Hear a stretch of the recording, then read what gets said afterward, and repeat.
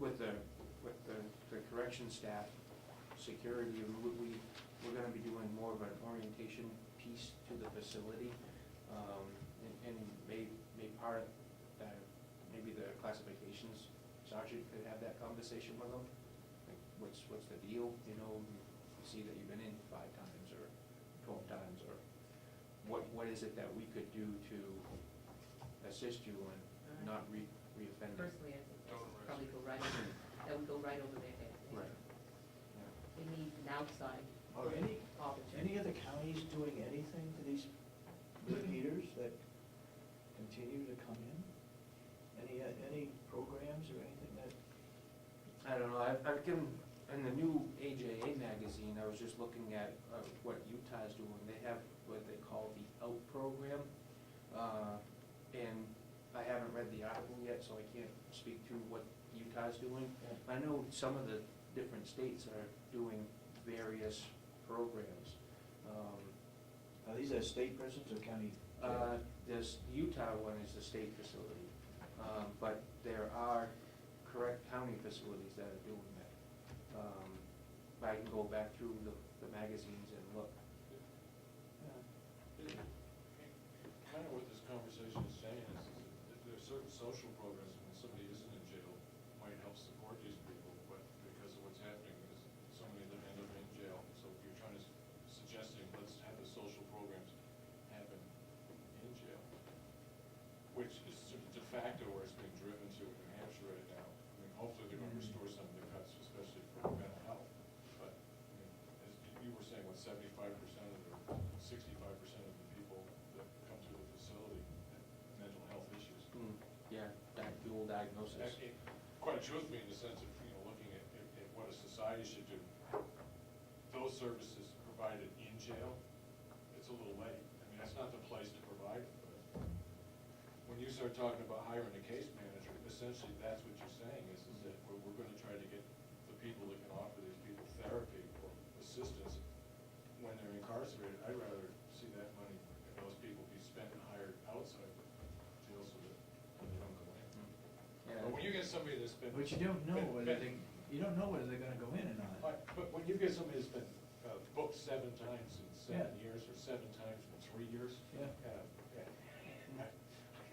There's certain people that I'm sure that the corrections facilities just know that they're gonna be here as long as I am. I mean, they're gonna just keep coming back. Yeah, keep I'm a firm believer that some people are just, it's too late. And 7 times in 3 years, you treat them right, you treat them fair, but I'm not. But if we got to them the first time, or after the first time, Right, if there was sufficient. with some help. If there was sufficient help available out in the community once they got released the first time. Yeah. And then the benefit of having a case counselor in a correctional facility is you get them set up and understand why they want those programs when they get out, or if they're not there. But I get, you say community, but I wonder if the county could hire somebody outside of the jail, hire somebody to be social worker that could work with these people. I mean, it would save us a lot of money if we could keep them out of jail. It's wonderful, but you can't even raise pigs. Yes, Mr. Batson? A question for Jason. If you're a substance abuser, either drugs or alcohol, are they counted in your 65% of The recidivism one? no, mental problems? Yes. Because you look at, are they using drugs to combat their mental health, or are they mentally ill because of the drug problem? So, yeah, I would just think that it would be part of the same statistic. But you base that percentage on the number of people that are receiving psychotropic medication. I mean, that's what that figure, I mean, I don't know if it was 65%, but it was close to it. That's the number of people that are in the facility that are getting some sort of medication for mental health. Is that list that you just read off, is that public knowledge? I mean, that's the worst one we've listened to. There are no names to it, right? There are no names to it now. It's just that the number of times people have come back here, you tell people and they don't believe it. I know. And there's nothing on here that isn't, I mean,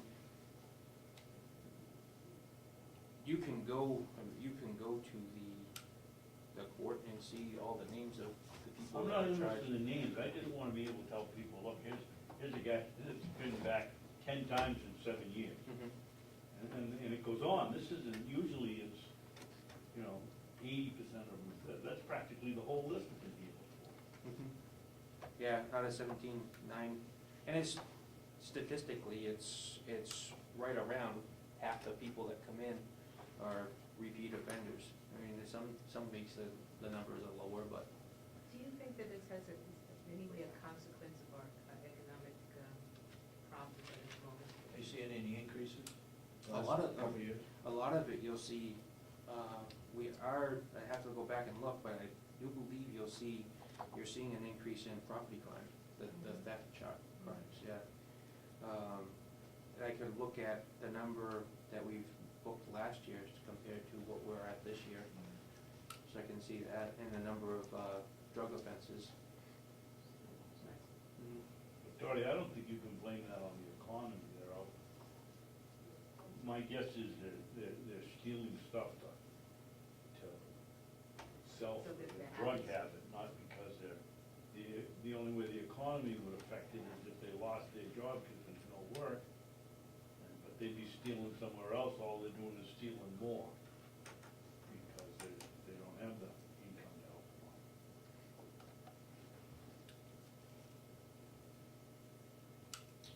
Yeah, I guess it still bothers me that we've got so many people that are repeating, and there's nothing that we're doing about it, either privately or dealing with it. Well, we had the County. parole officer, the woman that was in it, what, almost 2 years ago now. David Myers, what? Teresa Myers. Yeah. Teresa Myers, and she was talking. That's only those that are assigned that get probation. Right. How many of those on your list got probation? When they're released, Yeah, I couldn't Don't even know. guess, yeah. I mean, a typical sentence, everybody that, I don't wanna say everybody, but the standard sentence, there is usually a probation as part of their sentencing package. So So 3 years, 6 months in jail, or less probation. there would be, yeah, if you had a sentence to a year, then you do your year, and then it would be followed up by an X number of years of probation, 1 year, 3 years, 5 years. Yeah. question that came up earlier is you sent a letter to Cooperative Extension suspending all We put- educational? We put them in a holding pattern right now, only because of the staffing reasons. Yeah. We wanted to try and combine our male and female population into groups, so we could actually, for scheduling purposes, and to do that, I'd like to have an officer in the room available to sit, just be available. So where we're short-staffed now, and we're going to go through the hiring process and doing that initial training, we're gonna put it back into effect, but I just wanna. Time out. Yeah, I want to time out, and we want to kind of restructure our programs because they've been, we've always done them over a number of weeks, 6 weeks, 2 months, what have you. And I'd rather to condense it down to maybe a 1 or 2 day course, because that way the people that are pretrial that go into the courses may not be there to complete it. Yeah. So I'd rather condense it and do maybe more classes, but over. In a short period of time. Yeah. Did you say you're gonna try to combine females and males In in the- one classroom Mhm. and have an officer in there? Mhm. Huh. So that would cut down duplication of doing it for Correct, and with our, females and and then we doing it do, for men. because we have such a high male population and a low female population, it would just be more cost effective to do it as a combined services than we've always done, a male group and then a female group, so you're getting charged twice for the same course. So that's what we were looking at. We're not paying Cooperative Extension Well, anything, it you know, right? doesn't charge anything. Correct, right, but I mean, in the programs overall, we wanted to kind of restructure our whole programs portion. Does that answer your question, Mr. Babson? Yes. Did you have another question? Yeah, I did, but I gotta think what it was now. Damon?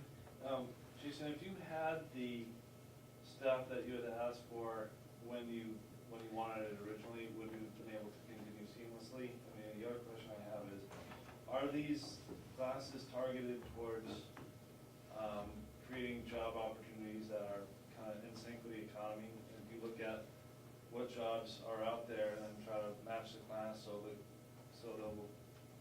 basically a guy will take a class and then that class will have a chance of helping him? No. The classes that we do were more geared towards substance abuse and GED. We didn't have any vocational classes. The only class we did have was that culinary arts last year. But we're trying to look at Play-Doh. It's a company, Play-Doh. They do offer job training online. And it's, I want to say it was like $10,000, and we get licenses, and then we can put as many inmates through that program, and I think it would be cost effective for us to do that. It would be intranet based, so if you go out, you're going to that sole site. They offer GED classes, they offer post-secondary classes. We can actually teach them languages. There's a whole gamut of opportunity with that program. If you go to something like that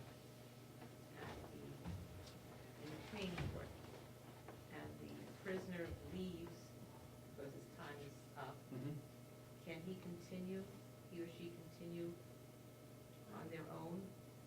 If, I believe, yeah, if they go into, because I think the Conway school system has Play-Doh through the adult education portion. And the other thing about that is, with Play-Doh, we can get a gamut of reports to assess the individual. So if they say they want to sign up for their GED, and we put them in the classroom, we can actually track their idle time. If they go in and just start messing around and not doing it, we can track their idle time.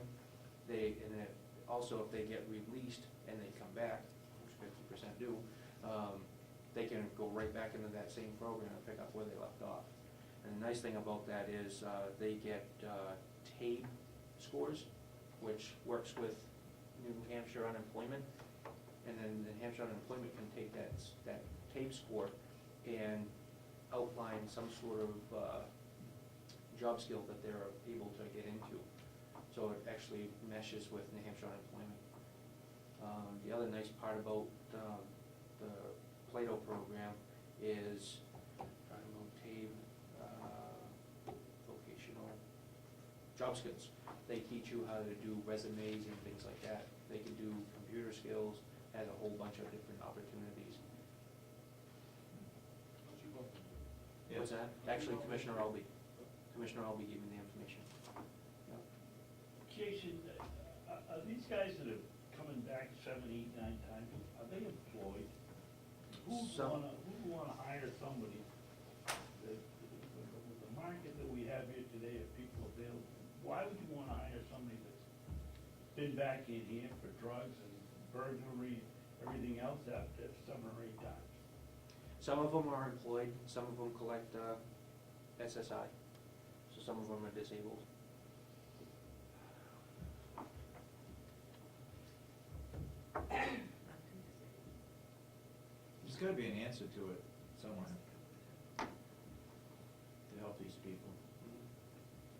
I can continue doing some research on what some of the other counties across the nation are doing, not necessarily just see what in-state's doing. But The Stratford County has a drug court, they have a drug court. and they have supervisors that the inmates report to these supervisors periodically.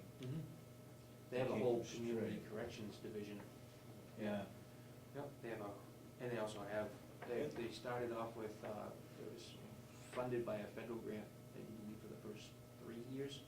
And then the county saw the benefits of keeping the people out of the facility, and they've actually taken over the whole program, and it's run by the county. They tried, Carroll County